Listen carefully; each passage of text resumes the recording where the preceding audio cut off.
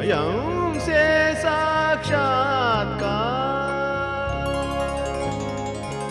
और उसका व्यवहार, और उसका व्यवहार, इसी को कहते हैं अपरोक्षानुभूति, इसी को कहते हैं अपरोक्षानुभूति तथा स्वानुभूति सार, तथा स्वानुभूति सार, तथा स्वानुभूति सार।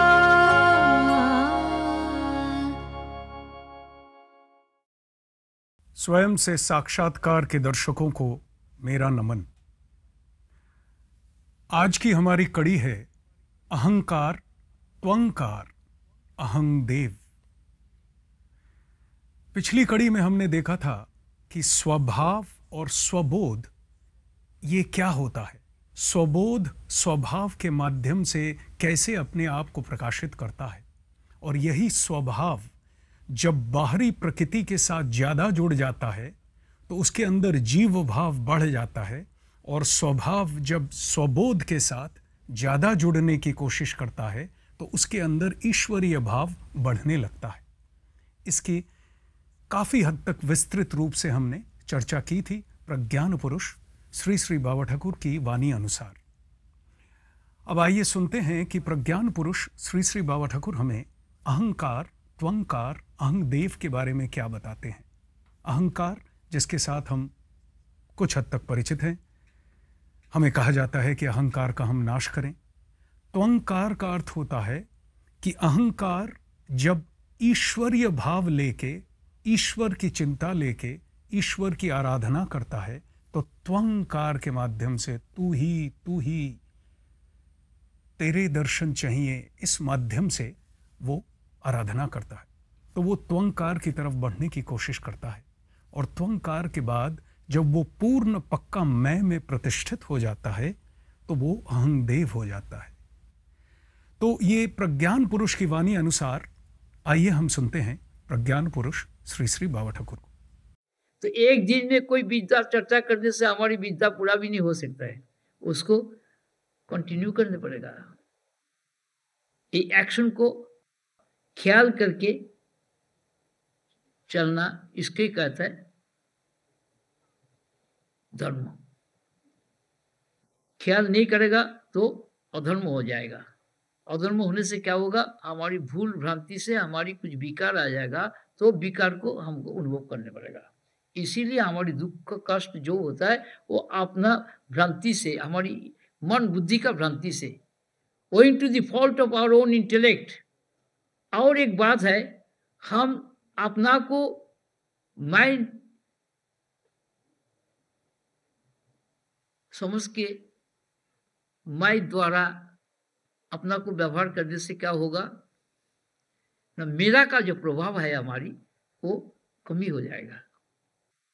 तो अहंकार धीरे धीरे तंकार के साथ मिल जाएगा। तंकार का मतलब क्या होता है ना, समान। अहंकार का मतलब होता है असमान। और उसको समान बनाने के लिए तू तेरा का भजन करते हैं हम लोग। इसीलिए दे दाता, भगवान को कहते हैं तू मालिक तू दाता, दे दाता प्रभु, तू प्रभु है, मालिक है, माँ तो तेरा बालक है, संतान है। तो ऐसे अहंकार सरेंडर करता है तंकार की बात। और तंकार में जो मैं है वो मैं तो माँ भोई, कोई चिंतन मत करो, तुम्हारी पूरा भी रिस्पॉन्सिबिलिटी मैं ले लिया। तो कोई हमारी रिस्पॉन्सिबिलिटी लेने से तो हमारी मुक्ति आ जाएगा। तो गुरु ने क्या कहते, जो तुम्हारी जितना भावना वो मैं करिए, तुम चिंतन मत करो। इतना भरोसा गुरु दे सकता है, दूसरा कोई नहीं दे सकता है। प्रज्ञान पुरुष की वाणी को अगर हम फॉलो करें, स्वभाव की गति अथवा क्रिया पर ध्यान देने का अर्थ है धर्म, और ऐसा न करने से अधर्म होगा। मेरे अंदर के भाव किस प्रकार से चल रहे हैं, क्या वो सुचारू हैं, क्या वो बोध की तरफ बढ़े हुए हैं, या प्रकृति की तरफ बाहरी तरफ ज्यादा बढ़े हुए हैं, देखिए धर्म का डेफिनेशन किस हिसाब से उन्होंने कितना डीप डेफिनेशन दे दिया। जो भाव बाहरी तरफ बढ़ा हुआ है वो अधर्म की तरफ बढ़ गया, जो भाव अंदरूनी तरफ बढ़ा हुआ है वो धर्म की तरफ बढ़ गया। स्वभाव की गति अथवा क्रिया पर ध्यान देने का अर्थ है धर्म। ऐसा न करने से अधर्म होगा। अधर्म से हम भूल करेंगे, भ्रमित होंगे, जिसकी वजह से विकार अनुभव करेंगे, दुख कष्ट अनुभव करेंगे, दुख कष्ट झेलेंगे सिर्फ हमारी मन बुद्धि की भ्रांति वश। स्वभाव के अंदर मन बुद्धि अहंकार ऑपरेट करते हैं, तो मन बुद्धि अहंकार की भ्रांति कारण वो जाके बाहरी प्रकृति जो क्षणभंगुर है उसके साथ जुड़ जाता है, बनिस्बत की उसको जुड़ना चाहिए अपने स्वबोध के साथ, अपने केंद्रीय प्रकृति के साथ, जो उसका ईश्वरीय घर उसी के अंदर है, उसके साथ जुड़ना वो या चाहता नहीं या कोई उसे वो जुड़ने की विद्या बताता नहीं है। अब जुड़ने की विद्या सुनने के बाद उसके अंदर ये भाव उत्पन्न होता है, ये भाव धीरे धीरे पकता है और पकते हुए केवल स्वबोध की तरफ जब ध्यान चला जाता है, जैसे पुजारी जब केवल ध्यान देता है विग्रह मूर्ति की तरफ, तो वो पुजारी एक किस्म का होता है। इस सिलसिले में बाबा ठाकुर की एक बात याद आती है। वो कहते हैं कि आप मंदिर मस्जिद नहीं जा सकते, कोई बात नहीं, तो क्या करें हम? अगर हमको ईश्वरीय साधना करनी है या अपने स्वरूप की साधना करनी है, तो बाबा ठाकुर कहते हैं अपने घर को बनाओ आश्रम, अपने देह को बनाओ मंदिर, अपने मन को बनाओ पुजारी, और अपने ही अंदर जो परमात्मा आत्मा रूपी विग्रह है तुम्हारा पक्का मैं, उसकी तरफ मन के ध्यान को, क्योंकि मन अगर पुजारी हो जाएगा तो मन केवल उसी की तरफ ध्यान देगा, तो उसको विग्रह बना दो। तो मन बाहरी तरफ ध्यान न देके जब अंदरूनी तरफ ध्यान देता है तो वो बन जाता है असली पुजारी, जो कि पक्का मैं की तरफ ध्यान देके बैठा है। किसी भी घर में हम रहते हैं, किसी भी अवस्था में रहते हैं, अगर इस सोच से आगे बढ़ते हैं तो अहंकार या मन की जो विकार हैं वो हमें तकलीफ नहीं देंगे। तो ये भी एक तरीका है जिससे हम, जिन लोगों के पास ये फुर्सत नहीं है, समय का फुर्सत नहीं है, या किसी भी कारण से वो लोग जा नहीं सकते हैं या अभ्यास नहीं कर सकते हैं बाहर निकल के, तो घर को अगर आश्रम बना लें, देह को अगर मंदिर बना लें, मन को पुजारी बना लें, और अपने ही अंदर के पक्का मैं को विग्रह बना लें, मूर्ति बना लें, पुजारी से पूजा हुए, मंदिर को साफ सुथरा तरीके से साफ रखें और आश्रम को भी साफ रखें। जैसे हम आश्रम जाते हैं तो कोशिश तो यही करते हैं आश्रम साफ रहे, मंदिर कुछ एकदम साफ रहे, उसी हिसाब से पुजारी को हम बहुत रिस्पेक्ट देते हैं। तो बिल्कुल वही हाल अपने ही अंदर ले आइए, तो आप बाहर न भी गए तो भी आपको कोई परेशानी नहीं है। दुख कष्ट झेलेंगे हम सिर्फ हमारी मन बुद्धि के भ्रांतिवश। दूसरी तरफ अगर हम अपने को मैं मानकर मैं द्वारा व्यवहार करेंगे तो मेरा का प्रभाव बहुत कम हो जाएगा। अपने को मैं मानकर, यानी अपने को हम पक्का मैं माने, परमात्मा परमेश्वर सीधा डायरेक्ट रूप से मान लें और इस मैं को मानकर जगत का व्यवहार करें, क्योंकि मुझे जगत में कोई लाभ या कोई नुकसान वाली बात ही नहीं है, क्योंकि मैं तो नित्य सिद्ध हूं। जो मेरा पक्का मैं है वो तो नित्य सिद्ध है। इस नित्य सिद्ध के बारे में हम बराबर कड़ी दर कड़ी सुनते आए हैं प्रज्ञान पुरुष की वाणी अनुसार कि मैं पूर्ण हूं, मेरे अंदर अपूर्णता रह नहीं सकती है। अगर अपूर्णता नहीं है तो मैं किस चीज को चाहेगा या किस चीज को त्यागेगा, उसको किसी चीज का प्रयोजन नहीं है। तो अपने को मैं मानकर मैं द्वारा व्यवहार करेंगे तो मेरा का प्रभाव बहुत कम हो जाएगा।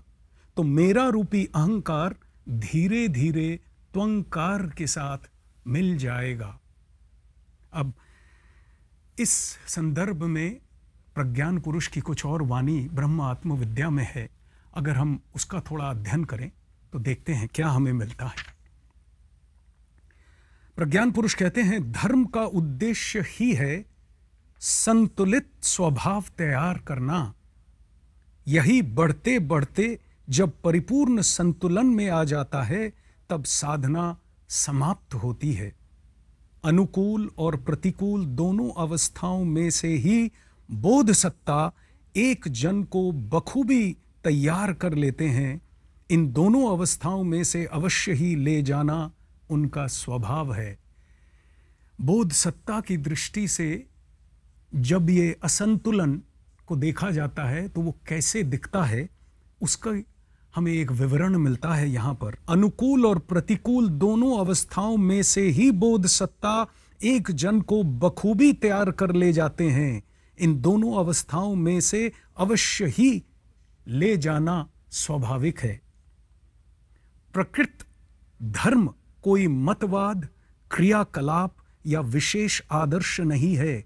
कोई मतवाद, क्रियाकलाप या विशेष आदर्श नहीं है। क्रियाकलाप के बारे में बाबा ठाकुर का कहना है कि जो कुछ क्रियाकलाप हम बाहर करते हैं उसे कर्म का दर्जा दिया, और धर्म है अंदर, यानी धर्म का अर्थ उनके अंदर जो रिवील हुआ है वो हुआ है सस्टेनिंग प्रिंसिपल, जो सब कुछ धारण करता है, रक्षा करता है, सब कुछ को संभाल के रखता है, वही है धर्म। निकृष्ट से निकृष्ट इंसान, सबसे बुरा जो जगत का इंसान है, वो भी जगत में जी कैसे रहा है अगर धर्म ने उसे धारण नहीं किया है। तो ये एक दृष्टि है, जो दृष्टि हमारे अंदर नॉर्मल तौर पे उजागर नहीं होती है। उस दृष्टि को उजागर करने के लिए ये सारी बातों का हमें अध्ययन करना पड़ता है, मनन करना पड़ता है। प्रकृत धर्म कोई मतवाद, क्रियाकलाप या विशेष आदर्श नहीं है। आत्मबोध, सत्यबोध और अद्वय बोध ही है यथार्थ धर्म। इसके अलावा जो कुछ भी है वह केवल धर्म का आभास और प्रस्तुति है। आत्मबोध, सत्यबोध के अलावा जो कुछ हम करते हैं वो सत्यबोध की तरफ, आत्मबोध, ईश्वरीय बोध की तरफ बढ़ने की प्रस्तुति है। धर्म का आभास है, reflection of religion. Religion quote unquote जो रिलीजन हम समझते हैं, उस रिलीजन की व्याख्या यहाँ नहीं हो रही है, ये हम लोगों को समझ में आ रहा है। आगे कहते हैं, धर्म कोई खिलौना नहीं है। धर्म से स्वार्थ सिद्धि नहीं, स्वार्थ नाश होता है। धर्म कोई खिलौना नहीं है। अगर गौर करके देखें चारों तरफ क्या हो रहा है धर्म के नाम पे, तो धर्म को खिलौने के हिसाब से इस्तेमाल किया जा रहा है, जिसकी वजह से क्या हो रहा है, ये धर्म अधर्म हो रहा है। पता नहीं चल रहा हमें, धर्म के नाम पे कर रहे हैं लेकिन अधर्म कर रहे हैं। अधर्म करने की वजह से जगत में, सोसाइटी में इतना क्यास है, इतनी मारामारी है, लड़ाई है, झगड़ा है, सुकून नहीं है, चैन नहीं है, सुख शांति के नाम पे प्रहास है और कुछ नहीं है। इन बातों को गौर करना पड़ेगा, अपनी जिंदगी में हमें अमल करना पड़ेगा। जब तक अमल नहीं करेंगे तो हमारे आचरण में वो दिखेगा नहीं। आचरण में अगर नहीं दिखेगा तो लोगों पे कोई प्रभाव नहीं पड़ेगा। इसलिए ब्रह्म ज्ञानी का जब आचरण देखते हैं, कोई ज्ञानी पुरुष का आचरण देखते हैं, तो उनकी कथनी और करनी में कभी कोई फर्क नहीं मिलता है। और हमें जगत में केवल फर्क ही दिखता है। मुंह से कुछ बोलते हैं, करनी में कुछ और आ जाता है। ये फर्क देखते देखते हम फर्क के आदी हो जाते हैं, समता भूल जाते हैं। वो समता जो मेरा असली स्वरूप है, उसको याद करने के लिए मुझे बारंबार ब्रह्म ज्ञानी की वाणी पे वापस आना पड़ता है। आगे कहते हैं, बहुत लोग आडंबर और अनुष्ठान में ही ज्यादा दिमाग खपाते हैं। असल में धर्म है अंतर का मामला, बाहर का नहीं, अंतर का मामला। बाहर लोगों को कुछ पता ही ना चले, आचरण ऐसा होना चाहिए। साधना है आंतरिक विषय। देखिए, जो धर्म देखते हैं हम और जो धर्म के बारे में ज्ञानी पुरुष हमें बता रहे हैं, बाहर पता ही ना चले, वही है धर्म। और यहाँ धर्म केवल बाहर ही पता चलता है, अंदर कुछ नहीं होता है। उसी को धर्म बोल के चल रहे हैं आज हम। तो आंतरिक विषय है साधना जो है धर्म की, वो एक आंतरिक विषय है, अंदर का विषय है, इसका बाहर से कोई लेना देना नहीं है। आगे कहते हैं, धर्म है अंतर आत्मा की अभिव्यक्ति का विज्ञान, जो सर्वभाव से निश्रेयस्कर अति उत्तम है, चरमतम आदर्श है एवं सत्य का वाहक और प्रकाशक है, वही धर्म। कौन सा धर्म? जो चरमतम आदर्श है, सत्य का वाहक और प्रकाशक है, अंतर आत्मा की अभिव्यक्ति का विज्ञान। जिस धर्म में मेरे अंदर का पक्का मैं अभिव्यक्त होता है, वो जो विज्ञान है, धर्म जिस विज्ञान के माध्यम अभिव्यक्त होता है, असली चीज वही है। बाकी जो चीज है वो असली धर्म नहीं है। धर्म है अंतरात्मा की अभिव्यक्ति का विज्ञान, जो सर्वभाव से निःश्रेयस्कर है। इसका अर्थ है अति उत्तम है, चरमतम आदर्श है एवं सत्य का वाहक और प्रकाशक है वही धर्म। सर्व जीवन के साथ वो युक्त है, हर एक जीवन के साथ वो धर्म मौजूद है, लेकिन हम नावाकिफ हैं, क्योंकि इसके बारे में कहीं चर्चा नहीं है, सुनने में नहीं आती है। और कोई बात नहीं है, ना हम मनन करते हैं, सुनने के बाद भी मनन नहीं करते हैं, सोचते नहीं हैं। यही है आत्मा की सनातन नीति। हमारा समय समाप्त हो चला। अहंकार त्वंकार अहंदेव की बात को हम जारी रखेंगे हमारे अगले एपिसोड में भी। आइए सुनते हैं केदार नारायण बोडास जी से एक उद्गत भजन। जानू जानू जानू मैं अमृत स्वरूप अपन। जानू जानू जानू मैं अमृत स्वरूप अपन। नित्य शुद्ध बुद्ध मुक्त शाश्वत सनातन। नित्य शुद्ध बुद्ध मुक्त शाश्वत सनातन। जानू जानू जानू मैं अमृत स्वरूप अपन। जानू जानू जानू मैं अमृत स्वरूप अपन।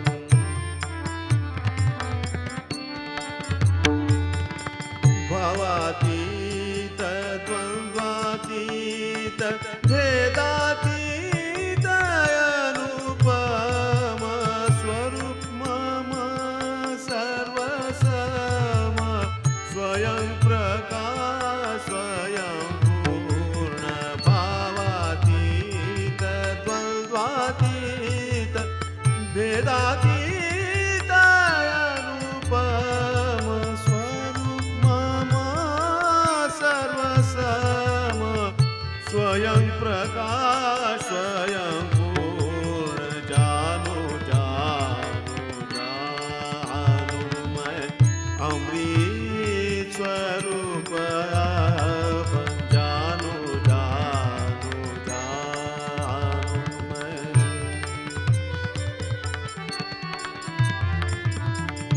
नित्याद्वैत अच्युत प्रशांत अनंत स्वतः सिद्ध स्वतः